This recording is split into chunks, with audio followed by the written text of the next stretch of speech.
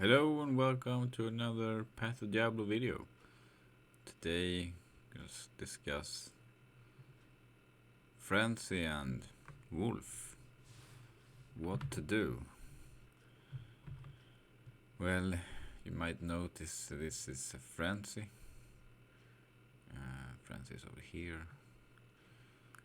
And this is the best I came up with. I was using maybe 15 or 10 tokens in total and a lot of different items and setups. Try figure out if should go a wolf or a frenzy next, what's second best if I want to play a different playstyle. So ended up with frenzy and this build right here. It's very particular in the 2 points in frenzy and all the different things here. So it's pretty min max right now, and the gear is gonna be dictating the points here, some of the points anyway, like 2 points in frenzy to reach 13, and the green ward here depends if you have facets and how many facets you have, depends. Trying to get the green ward to do minus 100 or so in total with your facets, so that's why it's 14. Resists pretty good on this build as well, but we're not using mastery skillers. We're using different charms, so let's hop into the game and have a look at that. Alright, so here we got small charms with life. It would be best if they had damage as well, but they don't, so they have only life. And then we have Warcry skillers, and this is to give us more life, because if you noticed earlier we have 20 in battle orders, so we're really boosting battle orders with these. And some of them have hit recovery, some have life, trying to reach 86 plus hit recovery through charms. Could do it here as well, obviously, any way you want, really. Yeah, let's go over the rest of the items. Grief in the main hand. It doesn't need to have 40 attack speed, I think it only needs to have 30. So any roll I think works here, but you should double check on the attack speed calculator, but I think that's what I remembered anyway. But I got this on the first roll, so I've been using this in the calculator. The other weapon is Azurath with facets, so this is hard to get but very useful. You could also use lightsaber. As long as it has 30 attack speed and it's a face blade, you're gonna reach the breakpoint, the fastest breakpoint possible in the game, which is 5 on both swings. So that's why we use face blades on both, because that's the only way to reach those frames. Okay, so the helmet is Ariat.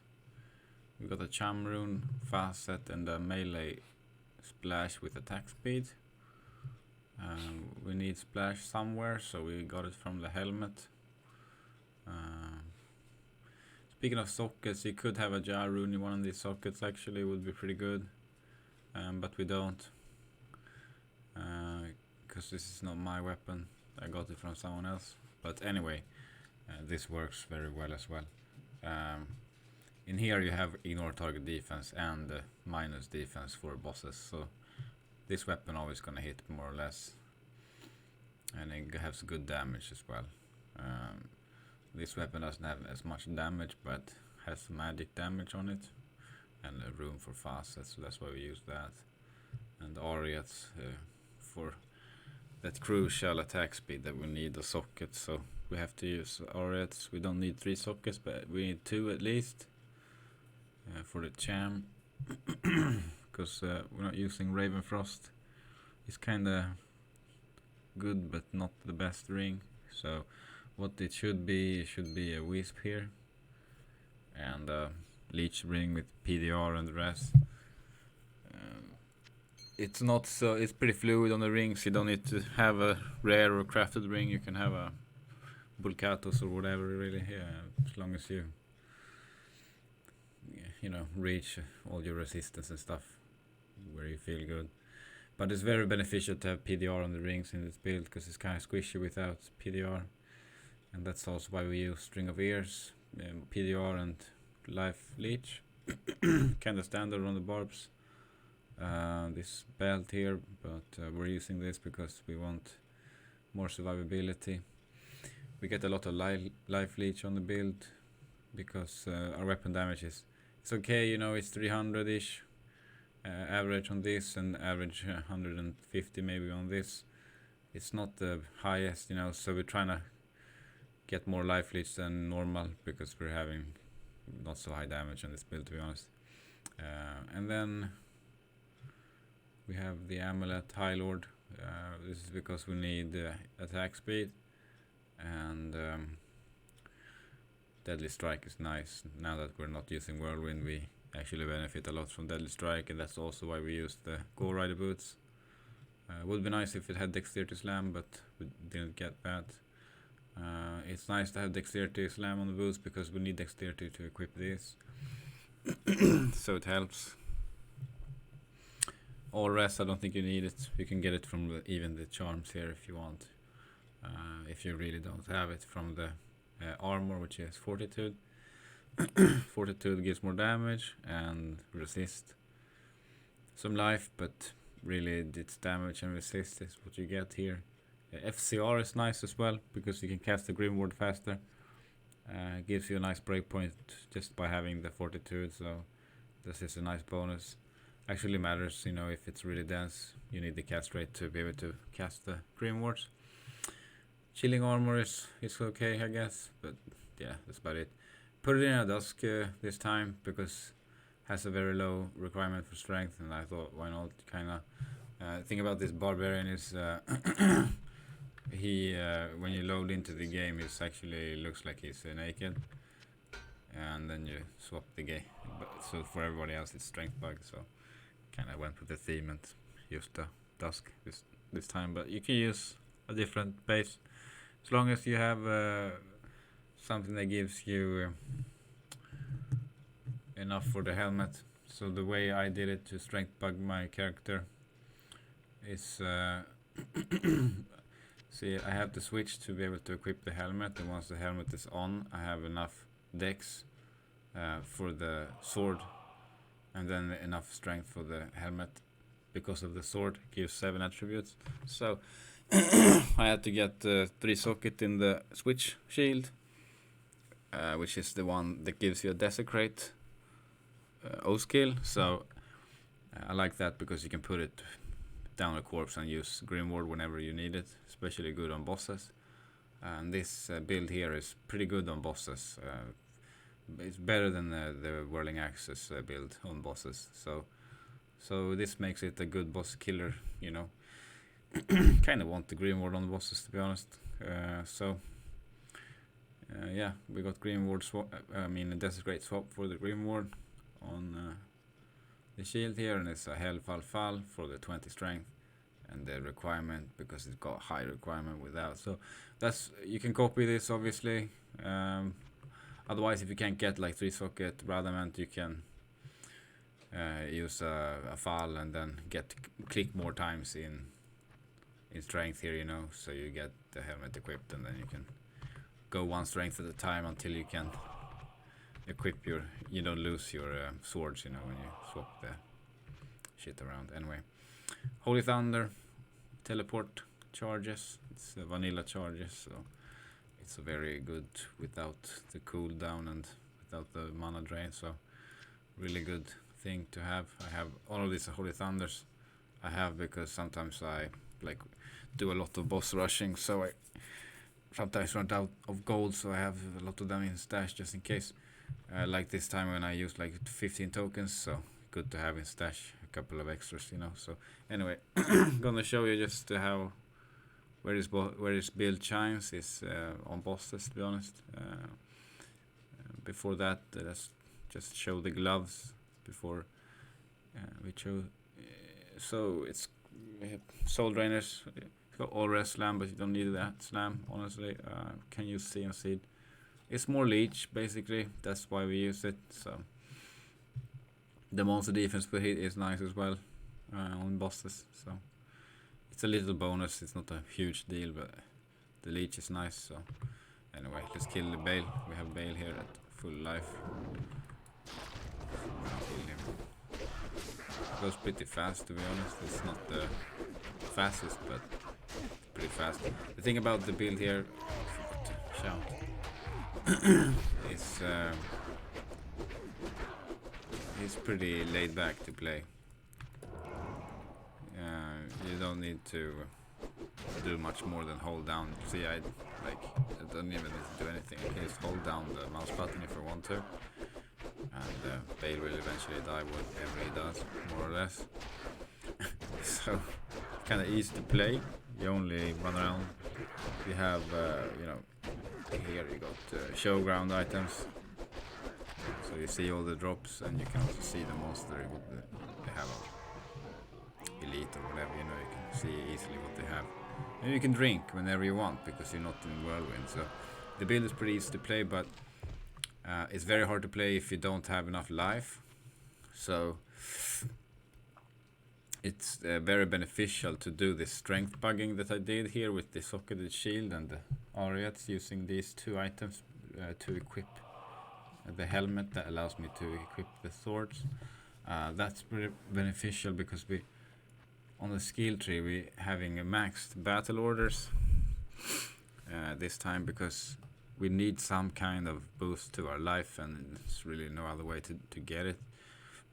Enough I think to really play this character at a higher level without dying too often, so you're actually leveling up, So we went max battle orders, and nobody in your public game gonna complain about that, and certainly not your mercenary. I mean, he's got like 3,000. He's got almost the same life as me. He's got probably more PDR than me, more res probably. I don't know, but he's got a shit ton of res. I can't really see it, I guess. Yeah, it doesn't work. Anyway, so the mercenary equipment is the old barbarian build.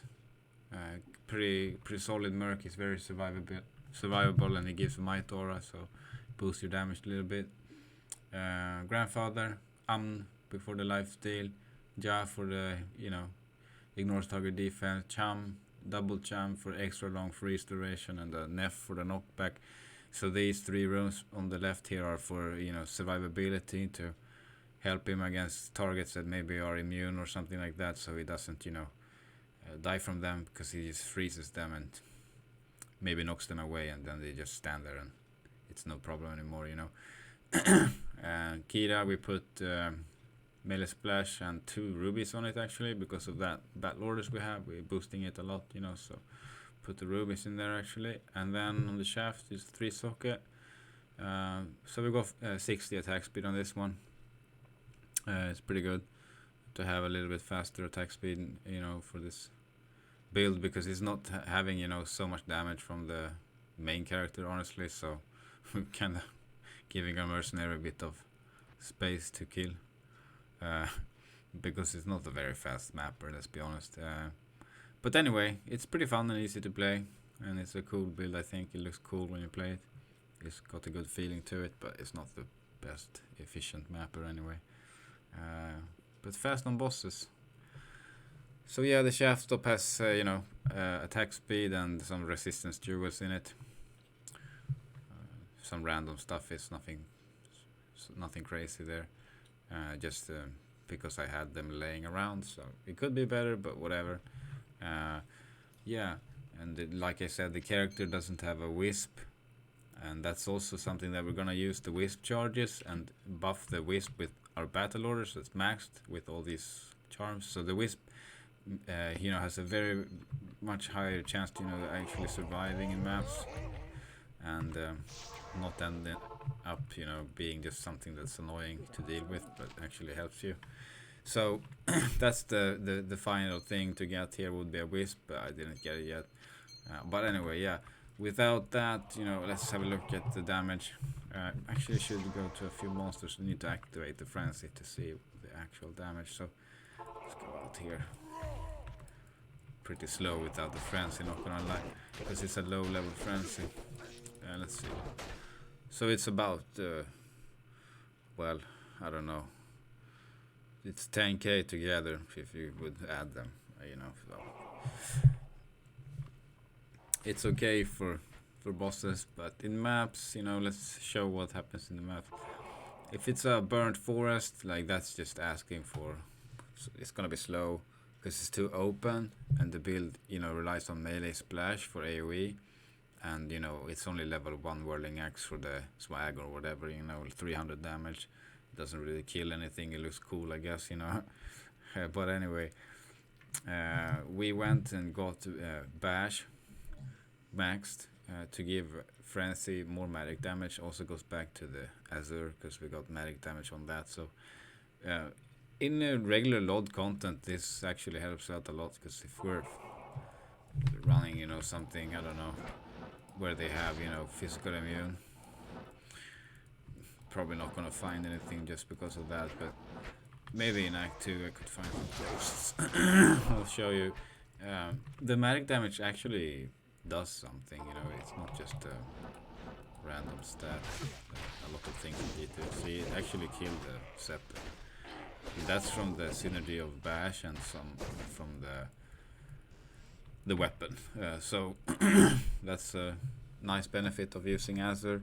You can also use a lightsaber. You will also have some spell damage, you know, elemental damage, and maybe magic damage. Not sure, but yeah, that's why I actually max bash instead of frenzy, because that extra magic damage can help out, you know, especially if those fucking immunes are like in low life or something. They just die from that extra damage, so it's pretty nice to have.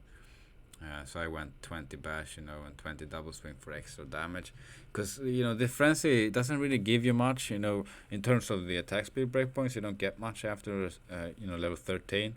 So if you look at what you actually get, you know, when you increase the level of this, is basically 1% to run walk, and which is nothing, right? And then you get, you know, 1% attack speed, and that actually doesn't matter in the build and many other builds. You don't need a higher than 13. And then the damage for 6% damage and 6% attack rating. But then we look at the synergy. We got increased stamina. It gives you 10% damage per level. So I went with increased stamina to give more damage, because it gives more damage than clicking in frenzy, which is just weird. But yeah, anyway. That's what I did. Same with double swing, give 10% damage per level. So we went with that to increase the damage of frenzy.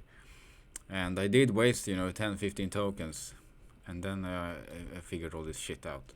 So yeah, let's go into the map before I say goodbye. and let's see how it goes for just a little bit. Let's go for a musty, you know, with the immune, and see how the magic damage functions, you know, in the map with a little bit stronger enemies. Yeah, let's go.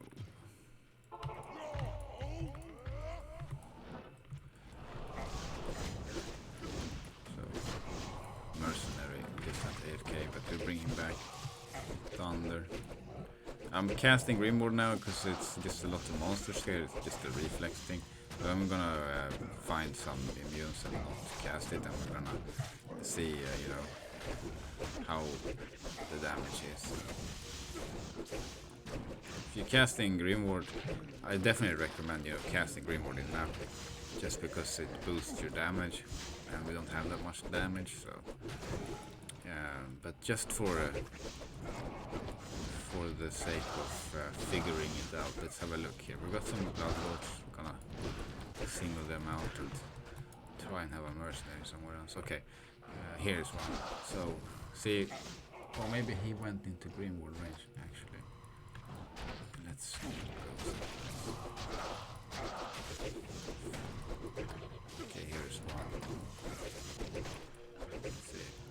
So hitting him without putting Grimoire there, and he died, you know. It took 3 seconds maybe.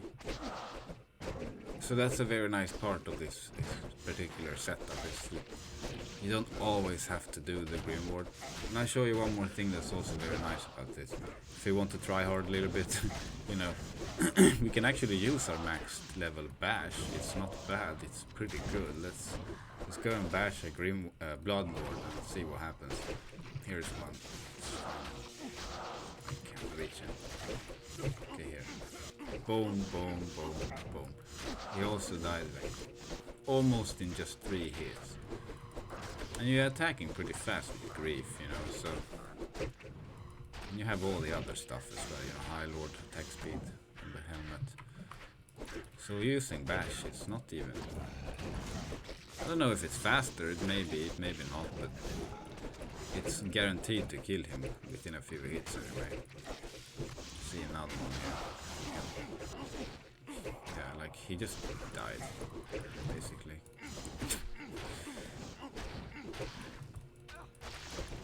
So yeah, so you can see the mapping is not awful or anything, you know, it's okay. The character runs pretty fast, that's pretty cool, you know. But the Whirling Axe Whirlwind is just faster, because the thing about it is when you're whirlwinding, you're proccing axes and moving at the same time, and it's like you're making your AoE so much bigger that way. Whereas when you're using Frenzy, see, I did Frenzy Whirling Axe. I did that build, you know, and it's not good enough, you know. This one is better. Because the thing about when you do that build with Whirling Axes and Frenzy is you have to get dexterity enough to have the axes do damage so that they clear stuff for you, you know, because you have to sack all the points into the synergies, so you're not gonna have a huge amount of weapon damage, like it's gonna be really terrible, you know. And so you're using Frenzy, you're not using a shield, so you're very vulnerable. And then you're proccing the axes, and the only way to get them to do good damage is to put shitloads of dex and shitloads all of the synergies and dex. And then you have like 1 point something K life depending on your charms. You're gonna get wrecked, basically. There's just not enough life to stand in the middle of a group of monsters and swing your shit around, you know. Even if you're knocking them back, you're just gonna get clapped. It's just a matter of time with that low life and putting yourself in these spots where you need to be as a barb to be able to kill stuff, you know, you need to be next to all this stuff. So that doesn't really work. And this is the best kind of frenzy I came up with, you know, this patch. Now that we can use facets, so it's pretty okay, I guess, you know. Don't know what to rate it, but you can rate it for yourself, you know, by watching me play it here. But anyway, this is also something a bit annoying. You need to click pretty close to your body sometimes if you're gonna like work around stupid shit. So yeah, the Whirling Axe Whirlwind is easy to play as well, but this one is harder to die if you focus, because you can drink a potion whenever. And we're having about the same or maybe more life than the Whirling Axe Barbarian has with this build actually, which is pretty cool, I think. Pretty tanky too. You know, we have, let's see the leech here, it's 39%. So we have low weapon damage, but we're leeching like we're using a two-handed, you know, BOTD. So yeah.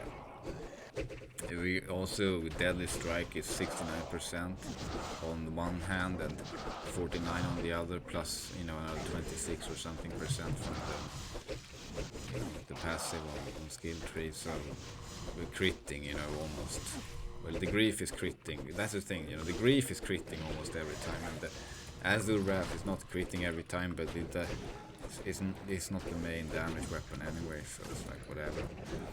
So yeah, it's like a pretty nice, well-rounded build, I think. I wasted a shit ton of irons to fucking respec so many times, you know.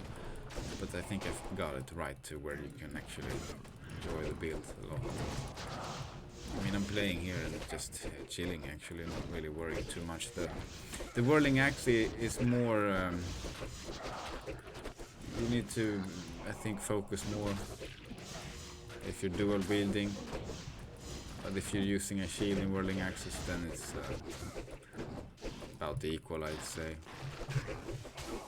Yeah, I gained a lot of XP. I didn't even die yet, and they've been running with this build for this much of this level, actually the entire bar, solo play. So I know it works pretty well. I did a few group games as well, and in the group games, you know, player 4 maybe map, it was burnt forest, so it wasn't the best map scenario, but I mean, the barb wasn't like a carry or anything, but it was, you know, it did something at least. It was there.